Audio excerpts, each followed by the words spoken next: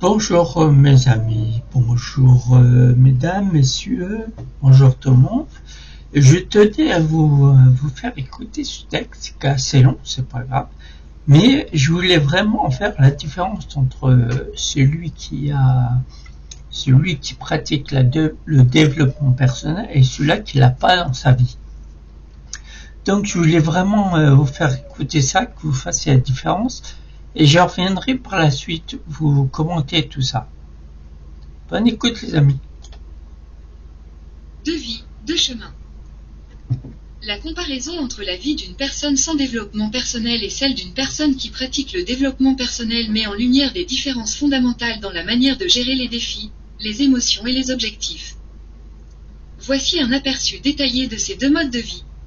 1. Personne sans développement personnel. Gestion des émotions. Réaction impulsive. Les émotions sont souvent réprimées ou exprimées sans contrôle. Une personne sans développement personnel peut réagir impulsivement face aux situations stressantes, en se laissant envahir par la colère, la frustration ou l'anxiété. Accumulation de stress. Sans outils pour gérer le stress, celui-ci s'accumule et conduit à des situations de burn-out, d'épuisement émotionnel, voire de dépression. Perception de soi. Faible estime de soi. Il est courant que cette personne doute de ses capacités, ce qui mène à un manque de confiance en soi et à un sentiment d'infériorité. Manque de clarté, elle peut avoir du mal à définir ses objectifs ou à identifier ses talents, se sentant perdue ou inutile. Relation avec les autres. Conflits fréquents, en raison d'une mauvaise gestion des émotions, des conflits avec les autres sont plus fréquents. La personne peut avoir du mal à établir des relations solides et saines, souvent à cause d'une communication inefficace. Dépendance émotionnelle, elle peut s'appuyer excessivement sur l'approbation ou l'amour des autres pour se sentir bien, menant à des relations déséquilibrées. Approche face aux défis. Victimisation, cette personne peut avoir tendance à se voir comme une victime des circonstances, blâmant l'extérieur pour ses difficultés plutôt que de chercher des solutions en elle-même. Procrastination. Face aux défis, elle peut reporter les tâches difficiles par peur de l'échec ou par manque de motivation. Santé mentale et physique. Problèmes de santé fréquents, un manque de prise en charge des émotions et du stress peut se traduire par des troubles du sommeil, des maux de tête, et même des maladies chroniques comme l'hypertension.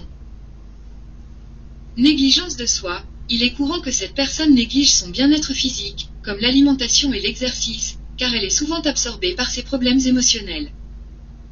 2. Personne avec développement personnel. Gestion des émotions. Réponse consciente. Grâce aux outils de développement personnel, cette personne prend du recul face à ses émotions et les gère de manière proactive. Elle comprend que les émotions sont des indicateurs et non des ennemis. Maîtrise du stress. Elle adopte des techniques comme la méditation, la pleine conscience ou la respiration profonde pour réduire et gérer le stress au quotidien. Perception de soi.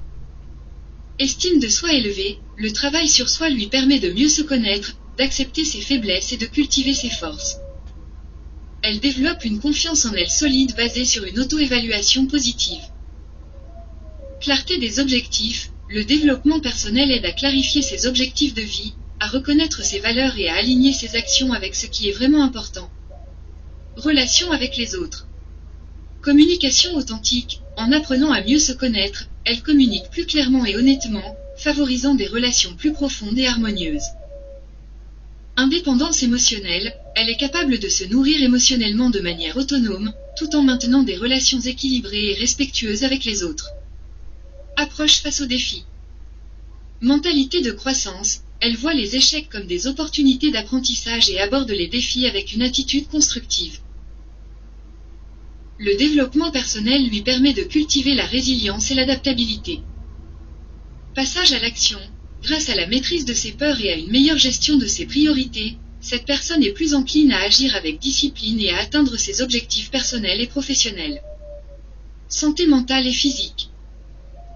Équilibre émotionnel. Une personne engagée dans le développement personnel travaille continuellement à améliorer son bien-être émotionnel, ce qui favorise une meilleure santé mentale. Mode de vie sain, elle comprend l'importance de l'équilibre entre le corps et l'esprit et adopte souvent un mode de vie plus sain, avec une attention à l'alimentation, à l'exercice physique et au repos. Conclusion. La personne sans développement personnel est plus sujette à vivre dans un état de confusion, de stress chronique et de dépendance émotionnelle. Elle avance sans direction claire, ce qui engendre une sensation d'insatisfaction. En revanche, la personne engagée dans le développement personnel évolue avec conscience et intention. Elle est capable de gérer ses émotions de façon saine, de prendre des décisions en accord avec ses valeurs, et de mener une vie plus épanouissante, tant sur le plan personnel que relationnel. Voilà mes amis. Ces différences montrent bien l'importance de cultiver son bien-être intérieur et de se consacrer au développement personnel.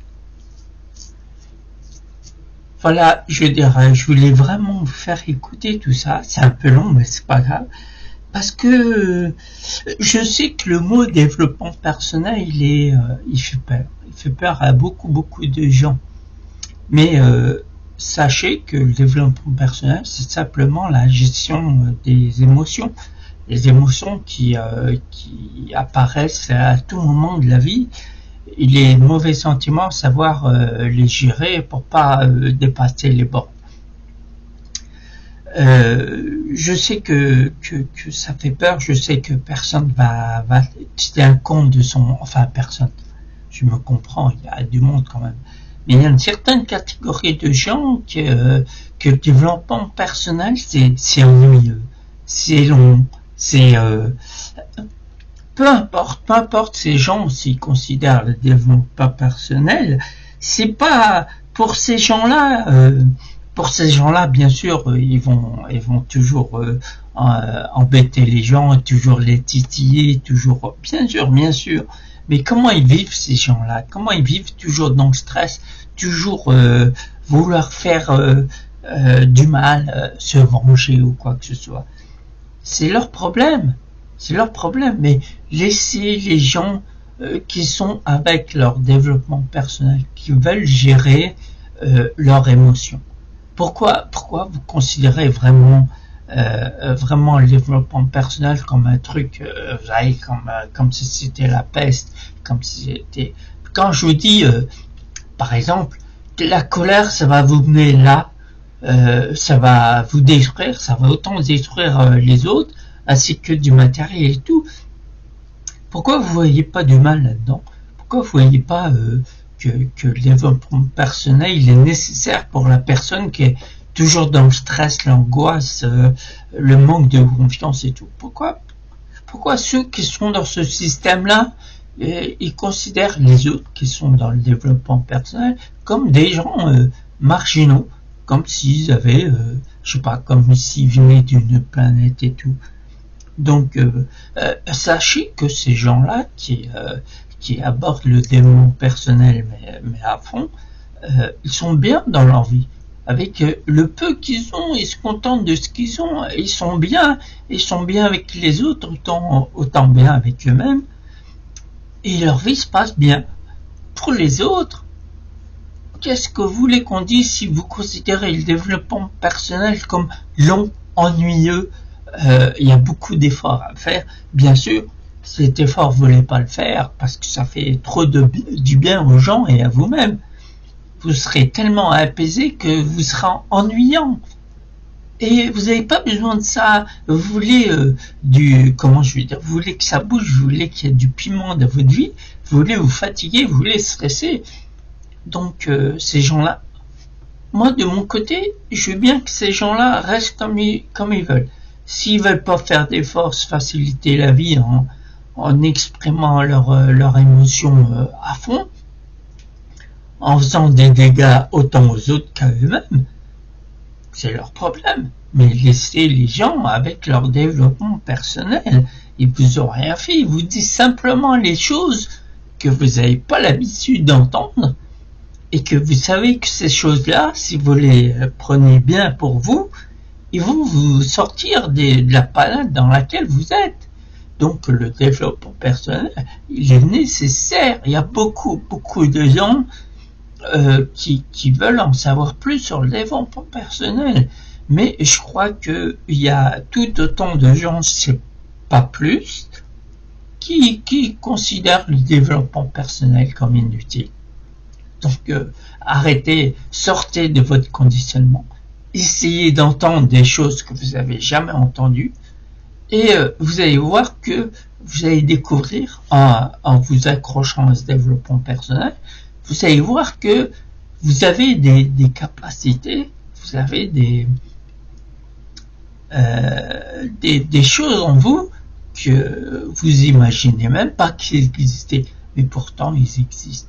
Et c'est grâce à eux que vous allez vous sentir bien et aussi bien à laisser les autres tranquilles. Parce que les gens, vous savez, les gens toxiques, ils sont là pour embêter les gens en plein développement personnel. Et rien, si ils se basent vraiment sur le développement personnel, il n'y a personne qui va les perturber. Pas la personne qui est toxique. Pourtant, il y en a des personnes toxiques, il y en aura toujours. Donc, ceux qui sont dans le développement personnel, ils savent de quoi je parle. Et ceux qui n'y sont pas, ils vont tout ce qu'ils vont entendre de ma bouche, ainsi que le texte que je viens de vous faire écouter, ça va être du charabia pour eux. Ils vont pas parler la même langue, bien sûr. Mais heureusement, il y en a d'autres qui comprennent la langue dans laquelle je parle. Voilà, tout simplement, je viens pas de Mars, je viens pas de n'importe quelle planète, je viens de la planète Terre, aussi bien que la personne toxique. Mais pourquoi d'un côté la personne est toxique et l'autre personne, elle veut son bien-être, en passant par le développement personnel, en sachant que le développement personnel, c'est tout le long de sa vie. C'est pas une période où on est en plein dedans et après on s'arrête. Non, c'est tout le temps, gérer ses émotions. C'est simple. Enfin, c'est simple. Il y a un travail à faire, bien sûr. Mais, en fin de compte, ça va être simple. Tout simplement. Et au lieu de me dire c'est facile à dire, difficile à faire, comme j'entends attirer l'arigot, commencez à le faire. Commencez par le début. Et vous verrez que le développement personnel, il va vous aller comme un gant. Vous allez vouloir rester dans le développement personnel tout le restant de votre vie. Voilà, c'est ce que je voulais dire sur le développement personnel. C'est pour ça que je vous ai fait écouter ce texte qui fait la comparaison entre deux personnes. Donc, vous voyez très bien que la personne qui n'intègre pas le développement personnel, au bout d'un moment, je dis bien, au bout d'un moment, si elle se donne la motivation, elle se donne le courage, elle aura besoin de la personne qui est dans le développement personnel depuis pas mal de temps. Il est de bons conseils, c'est une personne qui est dans le développement personnel, il est de bons conseils, il est d'une sagesse, vous n'avez pas idée, et essayez de comprendre entre les lignes, parce qu'il y a beaucoup de suggestions, il y a beaucoup de métaphores, faut lire entre les lignes, et si vous comprenez bien, si vous déchiffrez tout ça, vous y arriverez. Parce qu'il y aura des suggestions, il y aura des explications, il y aura des conseils, il y aura... Moi je vous dis, si vous voulez tout ça, venez me voir. Prenez rendez-vous sur mon site, par le biais de mon site. Vous allez voir, c'est pas compliqué à voir. Moi je vais simplement, au fil de la conversation qu'on aura, bien sûr, je vais simplement vous mettre dans un état de concentration et d'écoute. Et vous serez tellement concentré que vous allez aimer cette façon de faire. Ce qui s'appelle la conversation hypnotique. Bon, messieurs, dames, je ne vais pas m'étaler beaucoup. Sur ce, j'espère que vous avez écouté jusqu'au bout. J'espère que vous avez compris la différence et de quel côté vous mettre. Sur ce, messieurs, dames, je vous dis bonne journée, bonne soirée, et je vous dis à très vite pour de nouvelles aventures. Au revoir.